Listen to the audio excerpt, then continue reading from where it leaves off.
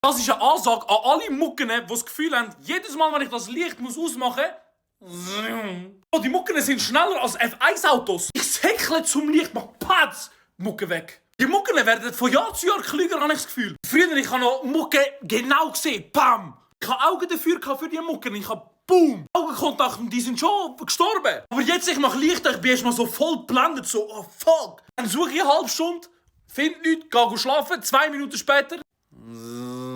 Immer am linken Ohr, immer am linken Ohr. Kennt irgendwie irgendjemand von uns Geheimverstecken von diesen Mucken? Ich habe das Gefühl, die verstecken sich genau dort, wo ich nicht schaue. Sobald es die hat, ist bei mir vorbei.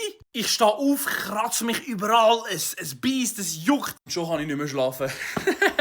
Können nicht einfach irgendwo anders hingehen, Mucken? Einfach nicht bei mir, Mann, what the fuck? Ich bin sicher nicht der Einzige, der das macht. Aber jedes Mal, wenn ich die Mucke da an meinem Ohr höre, voll draufhauen, ist halt ab und zu schon mal passiert, dass ich mir selber eine getatscht habe. Ich weiss nicht, ob es stimmt, aber ich habe mal gehört, dass wenn man einfach Zimmermannen lassen, also die Spinnen, dann fressen die eigentlich weg. Das Ding ist, dann habe ich 2 Probleme. Eine Spinne und eine Mucke. Kann ich noch weniger schlafen, dann habe ich das Gefühl, die krabbeln bei mir irgendwo rum. Also falls ihr irgendwelche Tipps habt, bitte schreibt es in die Kommentare, ich kann das nicht mehr.